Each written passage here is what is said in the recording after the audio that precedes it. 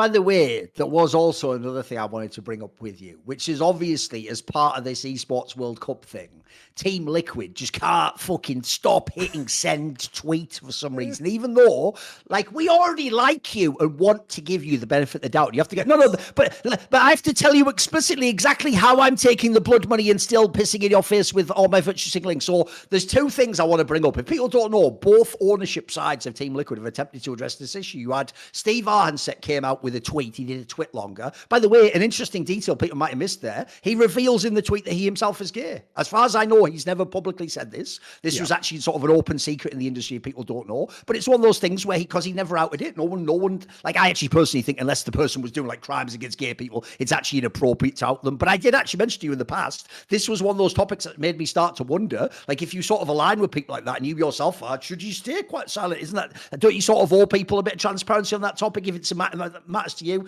My only problem is this, Monty, is the way he put it in there, like just halfway through it just sort of says, you know, as a gay man, then it says this, right? Is it does feel a little bit cheap. Like it feels like you revealed that to sort of ride the wave of goodwill that you've revealed this information to put down the fact that you're doing something dodgy. Like if people don't know, there was a famous example like this, which is actually very relevant because this guy just came back recently. So do you know years and years ago, there was this case against Kevin Spacey famously, right? Where what happened was like people were doing actual legal proceedings against him, saying he'd done like inappropriate things. Yes. And what he did at the time, this is obviously very different. I'm not claiming Steve Arhansett, so I'm saying he works with the Saudis, which is what I'm considering inappropriate, right? What he did was when he first addressed it, Monty, he did a similar thing. Instead of addressing it like, hey, you know, there's claims against me, they're false, you know, they're very damaging. What he did was he explained it all, but then he actually made it a story about it, revealing that Kevin Spacey himself is gay. He actually said, I choose to live my life as a gay man or something. And the way he wrote that, though, was like he wrote it sort of at the end of the statement, as if as you were reading through the wrongdoing, he was supposed to at the end go,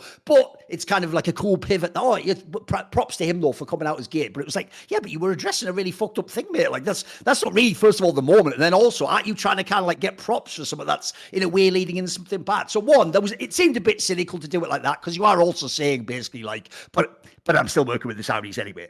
And then the other one was, obviously, Nazgo, which is the European side, if people don't know, from Victor, the original Team Liquid. He did a video like this where he actually like also tried to give his reasons. And even that was mad. I want to get your thoughts on some of this, because even that was like, the part that blew my mind in that video was where he said, he didn't just say, Monty, like we were advised. He claimed that like activist groups begged them not to boycott and quit the league, because by boycotting, you lose your voice to like speak against. So I thought this whole thing was such a weird PR quagmire. I want to know what your thoughts were on this. So like, I think we're gonna go into this big time on the Four Horsemen. So I'll condense my thoughts here on it.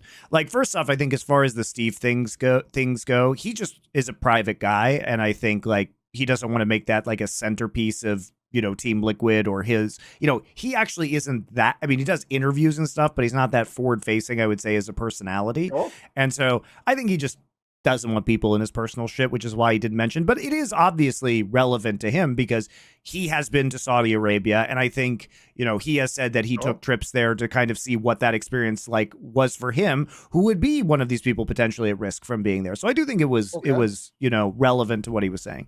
As for Victor's stuff, I mean, what's frustrating to me, Thorin, is I really like Victor, you know, and honestly, I will say that Victor has been one of the most ethical people, especially in ownership in the esports industry. Like he really does try and do right by people and listen and like take very, you know, careful consideration of things. And so it makes me sad when he does this, because I don't want him to be the villain, because I know he is like a very like honorable person. And so I don't want him to like tank all this aggro or seem like he's the disingenuous one, because that has not been my experience with him over, you know, over a decade in esports, right? You know what I mean? Like he also just doesn't appear very often, but I think most people behind the scenes trust Victor and his integrity to a pretty high degree. Now, that said, I didn't like the messaging because, and when they say things like, we talked to human rights groups and they advised us to do it. The problem with that statement is that I imagine what happened, and I'm going to pick this apart a little bit, is they talked to the human rights group about the situation that esports finds itself in, which is that someone is going to take that Saudi money. And if it isn't Team Liquid, then it might be an org that might be more compliant or less willing to make public statements, in which case they are correct that the best action is to do this, because if you have a choice of, well, we can't stop this thing from happening, boycotting it doesn't do anything, which is sort of true. I don't know how much I buy that, but let's pretend it is true. If boycotting isn't going to do anything, then if someone is going to take our spots at these events, then we're going to make ourselves weaker for no reason, and the sports washing is just going to occur anyway. So if I can make a video, or Team Liquid can make statements that says we are concerned about the human rights issues for women and gay people, is it better than not working with them? By the way, I'll just throw this out there. I've now heard people hypothetically talk about speaking out on these issues a million times. I've yet to see any actual speaking out, Monty. Like the whole time, I've now seen Team Liquid themselves mention all these times. But we could still have a voice. Where is the voice? Can I see a video, please? Am I missing something? Was there a big video in the last year or so where they said, as people who partner, we're not going to be silent though. So here's our thoughts on what's going on with like human rights. No, there's nothing.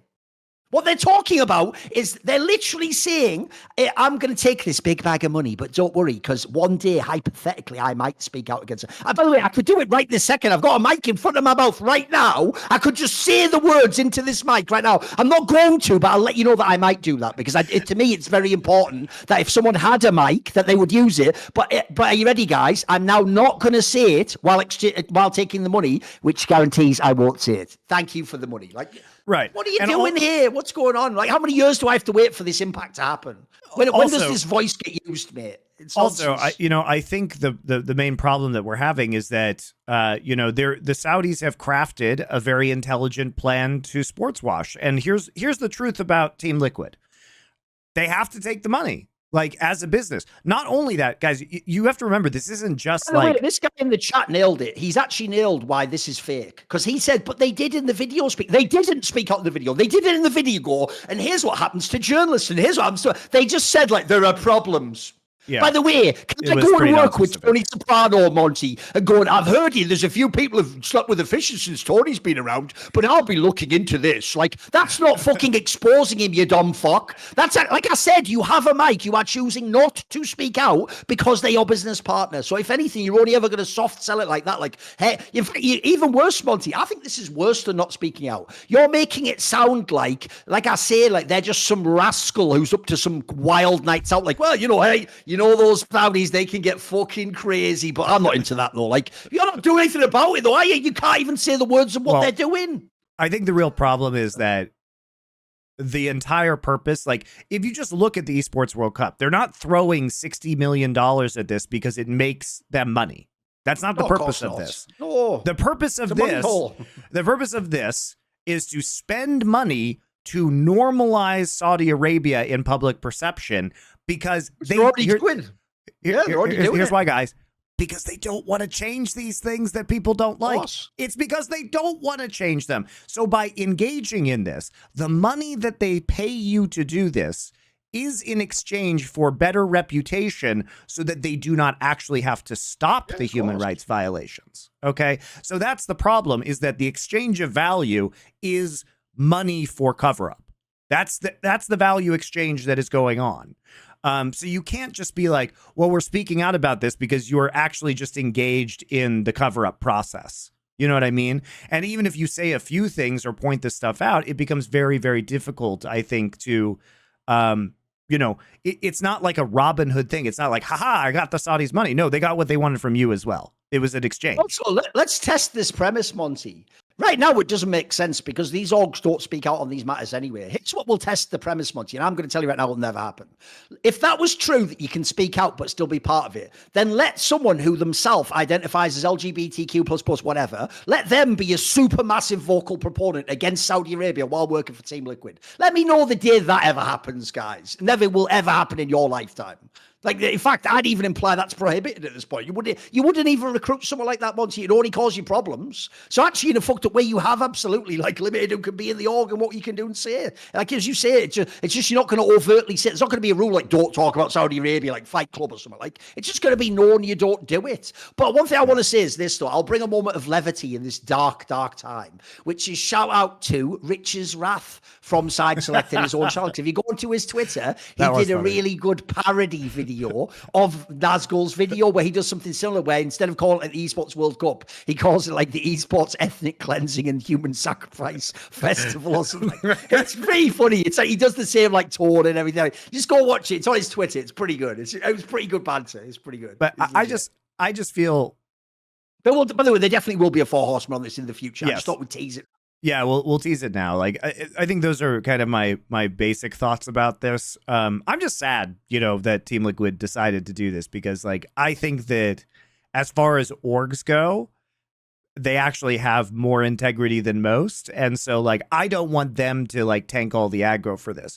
And also, I think that the thing is that the entire creation of the Esports World Cup is just a trap that the teams have to walk into, because Team Liquid is right, guys. They have to compete in this because they have a mission. Their mission is to be an esports org with a lot of teams that wins titles. And if they want to win titles, like, remember, Team Liquid has a huge Dota legacy, which, by the way, is Victor's legacy. Is Nazgul's legacy. He's in charge of the Dota team, right? And the CS team, as far as I'm aware. He's like in charge of the Valve games. And so if they don't compete in Dota in Riyadh, they can't have a Dota team. Like, they can't block their players from do this or boycott it and remain competitive. And how do they explain that to their board? They have investors. They're like, nah, everybody else is taking this money and competing in these very important events, but we can't even get good players anymore because we've said you can't go to this $5 million Dota tournament. Like, they're right. They have to take the money in order to be competitive. But the thing is, guys, here's who didn't have to let this happen. The developers and the publishers. Like, if you want to blame somebody, let's fucking blame Valve, Epic, Riot. These are the people who that are, I'm not going to say giving their license, because in Riot's case, you'll notice very conspicuously that Riot, when they announced this, they said, we don't have anything to do with this. They did not say, we are not getting paid for this. They did not say that. They almost certainly sold their license for this, because otherwise you'd be like, well, we just let them we'll just let them use the game for free, no problem. No, obviously, like, they're setting them up with tournament realm access. Like, no one else can do that. So Riot is going to be deploying resources there. No matter what you think, there has to be somebody on site who is a Riot employee who's managing the tournament realm servers, unless they're playing out of Europe, unless they're playing with ping to Europe. But even then, you have to have Riot has to staff somebody to manage the network for that tournament realm. So they are paying people to do this. Like, there's no other way to look at it. They are providing resources to this, at least on the tournament realm side, to a certain degree, while the rest of the company is on vacation very conveniently for that week. So they won't be reading your tweets or your social media posts or your emails to them that you may not like this specific thing. So they are providing resources, and almost certainly, Thorin, they are receiving a payment for use of the license. And so it's very easy for Riot Games to shut this down. It's very easy for Valve to shut this down. It's very easy for Epic to shut this down. These are all, the devs do not have to collaborate in this project. If you're someone who works in Riot and you want to be a mole, just reach out to Richard Lewis and tell him the info on how much was paid secretly behind back channel style. If it's millions, that story will come out. It's definitely millions. Just get it out to it. If it turns out it's like 3 million, something, he will publish that. It'll be fire. I'll tell you right now. It's definitely millions. There's no way it's not millions. So this is it. It's not great what's going on, but frankly, it's a lot easier for the developers to all talk to each other and agree that this isn't okay and get a boycott. But here's the thing. All of the developers see a business opportunity here, which is as follows. Well, the Saudis, we love esports. It's a great marketing effort for us. That's why Riot's like, that's why we created Valorant esports after the massive marketing success that made us hundreds of millions, maybe billions of dollars, right? Because they spend hundreds of millions of dollars on esports a year, and they must be seeing some sort of return. Otherwise, why would they do it for Valorant? Doesn't make any sense. So they're seeing an opportunity. Hey, what if we could get the Saudis to pay for all of our esports on a long enough timeline? Ooh, then we would just make all that money with no cost. Ooh, or we might even make money because we sell them the license, right? And they run it for us for free, and they have to do whatever marketing we want because it's part of the contract.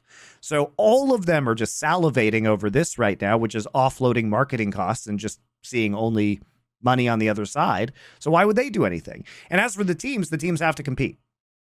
This is just going to become a bigger and bigger thing because, Thorin, what happens if you boycott this and then LCS is eventually run by ESL? Do you just leave LCS? You know what I mean? What happens if LEC is run by ESL? I will say, by the way, one thing that I find actually mad is people who are doing this thing where they this is one thing I actually think is really weird, is there's people like you're implying there by that metaphor. They're acting like this is like, I'll give you an analogy. They're acting like this is like one of those like zombie TV shows, Monty. You know, the zombie infection is spread out and they're just trying to get to the outskirts as much as they can. It's like a fucking PUBG. You're trying to get to the edge of the circle, right? They don't realize the choice is you have to make this choice today.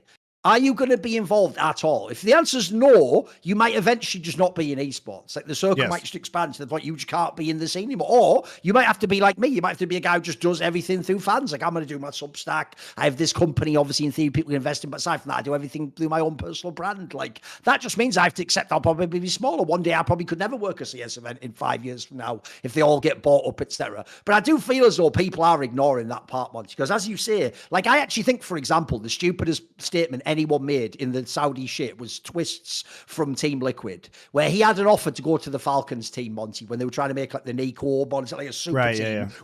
And he didn't just not go. He went out of his way publicly to say that like he didn't want to be involved with like any of that shit, implying, by the way, the Saudi thinks, if people don't know, his girlfriend's German. I think they're all pretty, I think it's pretty clear they all flex like the LGBTQ type stuff, you know. The reason why that is mad, Monty, is as you're saying, he hasn't thought through what can happen. Like I can tell you from football right now in Europe, like it's all getting bought up. Like it, like almost no one says golf no is entirely owned by the Saudis now. The pro golf circuit is just 100% Saudi owned. If you wait 5 or 10 years, there won't be a choice. So what I don't get about why he's made that statement is he hasn't thought through, Monty, how far this can go. He thinks it's just Falcons is going to be owned by them. Think through what we've already got, guys. So they already own ESL Faceit Group. Now, if you don't know on Counter-Strike, that's not only the #1 Counter-Strike tournament operator, but Faceit is where everyone semi-competitive and pro players play. That's where they play. To like, the platform that you play on from they all play there. So you've already completely captured where the players play semi-competitively and competitively. As in, think of it through, guys.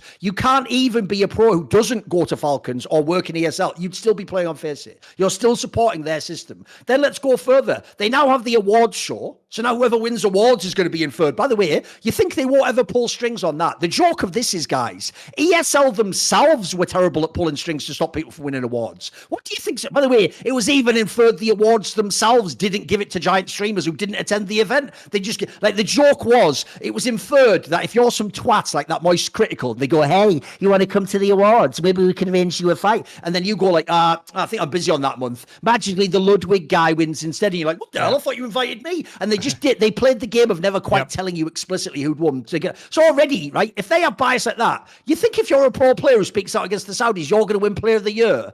It'd be too easy to make you not win, mate. All you have to do is, he's third, bizarrely. Remember, those are subjective awards anyway, aren't they? Then add in, they already have some teams like Falcons. It's already inferred, by the way, through sponsorship, they can get into any team they want. That's the thing people don't know. What football showed, Monty, is they don't have to buy your team outright. They can just put a sponsored company that like just injects the money into your team as much as they want. And then that just like, you know, you have like a business relationship instead of them owning you, a la ES Force back in the day with Navi, if people don't know. And then finally, I'll just throw this in there, through actually Faceit, well, Simple in CS, the biggest name in Counter-Strike, just launched a service. It's like a sort of like an academy, basically. You sort of learn how to play like Simple. That's directly partnered with Faceit, who's owned by EFG. So like they've got some of the biggest players, teams, the awards, and the tournament organizer. Mate, that's before they've even bought anything else. And they've got Esports World Cup. Like, they're buying up the whole fucking circuit. So, yeah, the idea you can just escape it all, that's so bizarre to me. Like, you're going to have to, on some level, everyone's going to have to either leave or in some level interface with the Saudis. It's just going to happen. It's just the world we're in now, mate. Well, and also, like, you know, I don't begrudge people who want to go cast this event. You know, my problem was never with people who wanted to go cast this event. It was the hypocrisy of people using virtue signaling on social media and then taking money directly from the Saudi government, right? And here's the thing. If you're a caster in a game, maybe you're in a game where ESL controls the entire circuit right now, like, you know, Overwatch, for example, or they control most of Counter-Strike. They control most of Dota now as well. How are you supposed to exist in these ecosystems as a commentator without taking this money? And especially because guys, obviously the biggest payday is to go to Riyadh for the Esports World Cup, because the long-term plan has to be to turn this into the world championship of as many games as possible. That has to be the goal, right? Like, obviously, this is a tourism play for them. It is a PR play. They want the biggest money and the biggest events to happen in Riyadh. That is the goal, right? And so if that's the case, then what are you going to do? In a few years, when it's the most important event on your esports calendar, are you just supposed to not go to that? Are you supposed to not take the outrageous day rates that they pay people to go to these events? What happens, Thorin, if you're an up-and-coming caster, right? It's easy for an established caster to maybe turn this down, but it's an entertainment industry. What if you don't have any way to make a break in besides this? I don't fault you for going to this, but please, for the love of God, don't just start virtue signaling on Twitter afterwards and taking a holier-than-thou attitude against other people, or using your social media to slam people for their own ethical mistakes while you are engaged in the sports washing.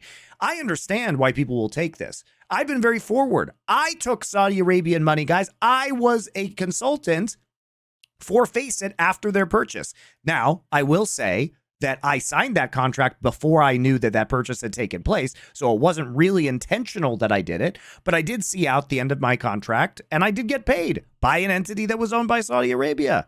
Okay. And so I don't want to go on some sort of witch hunt on Twitter or on social media if it's not necessary. But if you have been attacking other people for their beliefs in the past, then I think you definitely deserve to be attacked for this now. Tell you an obvious one. If you haven't engaged in that, then who cares? So obviously everyone knows the Carlos one. I won't do that one again. It's been done a million times. I'll give you an even better one. You remember, Monty? It was only something like a year ago or something like that. Nick Merckx guy who's like a massive streamer in COD made a comment where he said something like, leave our kids alone. And it was inferred it was to do with like pride type celebrations or something like that. And he was sort of like one of those people who's concerned that like, they're trying to influence kids or something, right? Just for saying a tweet like, we leave our kids alone or something. Loads of people, by the way, including people I like Pocket, all attacked this motherfucker. They were like, how dare you? From the game. They took his skin out of the game. How hateful. Right, well, I'm sorry, Pocket. You can now never work with the Saudis, mate, because logically they do way worse things than tweets, mate. What do they do to gay people? But no, people like that, I don't know if Pocket himself is, but if he works in Overwatch, he's going to have to, isn't he? So I don't know what's going on with that one. So, and there's another thing, by the way. Right now, there are certain games that aren't at all working for the Saudis, but again, you don't know the future. You can't know what will happen to your game in 3 years. Maybe your developer decides, I want to pull back some of this money. Maybe the Saudis will white label it for me. That's the part, actually, I think everyone's missing, Monty, is that the success of ESL Faceit Group, plus some of these initial properties they've bought, might be how they just convince everyone. It's like proof of concept. Maybe they white, as you say, maybe eventually they white label every game. And the joke is we actually do get a unified Esports World Championship. It's just the Esports World Cup. Maybe that's eventually what happens with the circuit, right? It's not like it's implausible. At this point, if they're willing to put enough money in, and by the way, it could also work on some level. Like if you have enough events in that region, it is going to become something of, even though we joked like a mecca of esports, it's going to become a hub. Although I will say this, by the way, one thing, be ready, because I've already seen Gamers 8, mate, so I've seen some of these tournaments. Be prepared for one thing though. No matter how fire the tournament is, mate, even if they have like this first League of Legends tournament, even if they have that there, or Esports World Cup, even if it ends up being Gen G versus BLG, the crowds are fucking dog shit at those events, mate, because it's all people who aren't like esports literate, or they haven't like gotten to know your game well enough. So when they do like the crowd mics, it never picks up shit at the Counter-Strike events, mate. It's really bad. So that's one area they got to level up. It can't be fake. It can't be like the old days of esports where, like, I'll give you an example. There was a World Cyber Games in 2010 in the LA Convention Center, Monty, which is like downtown LA. Right. And there's so few people came, they actually had to do that thing where they went outside and paid people off the street. Like, will you just come in and sit down for like 4 hours? They were doing that, and people were just sitting down watching, like, I don't know, fucking Karom 3D. Like, yes, like you had no idea, just fake ass fans. So I hope they do actually get like real fan culture, because that's the one thing I'm concerned about. Is like the fans for like the Gamers 8 CS one was shit, man. They didn't care. No one was into it. I think the longer this goes on, Thorin, and with their other initiatives, this turns into a destination event, just like the Qatar World Cup, where people will fly in and be tourists for it. I mean, that's the goal. All that shit. Yeah, all those boxing fights there. Same thing. That's the goal. I mean, WWE has been there, right? Yep. So I think like on a long enough timeline, they don't really care about crowds right now, because it's kind of their field of dreamsing it. If they build it, the crowds will come, right? So yeah, I don't know, man. Like, I think this is a really hard issue, obviously, and we will just unpack it more on the Four Horsemen. But it is it is. I wish the developers had done more against this. I think the real power lies with them, because if they say no, none of this is possible. And the problem is once they say yes, the Saudis can basically build a system that cannot be resisted by the teams or by casters or by personalities. By the way, right? An obvious question, rhetorical as usual, Monty. An obvious rhetorical question. How could a company that has the track record of Riot ever partner with the Saudis? I mean, easily, doesn't that one just go without saying? Remember, one thing I'm sick and tired of, Monty. If you or I did something and then did an apology, every hater would go, that's not a real apology. He's just saying that because he was caught. Well, only did Riot get to do that over a giant $100 million lawsuit. They then later get to just partner with all the people that show that none of the stuff they ever said was true. And no one even goes, maybe they were full of shit. They just got caught all these years. Like, what? How much more? At this point, what would they have to do to just prove that they were full of shit, guys? Because they obviously are. Like, they don't give a flying fuck about any of that topic. Why would they? No. If anything, the Saudis will probably, hey, we looked into some of the history. You are fucking based. This is, I like it. Bring me this farting on the face guy. He is sick. Tragically, he actually does no longer work for Riot, but I don't think he was fired. He's actually the only one who's gone. Right. Okay. He wasn't fired, though. He left of his own volition, like last year sometime, I think. Scott Gelb. But don't worry, Thorin. He got life-changing tens of millions of dollars for sure before he left, so don't worry about it. I also can't believe as well they used that framing, because the reason why I find it so gross, mate, to just say like life-changing money, it's like, yes, you people literally change people's lives, but in a very literal sense. Like, that isn't funny to me when you kill people. Like, that's pretty life-changing to kill someone over some fucking political shit, isn't it? Like, what are we talking about here? I don't know. What a fucking world. See more cool, funny, interesting clips based on topics from my content? Well, subscribe to this channel then, or, be a pleb and don't.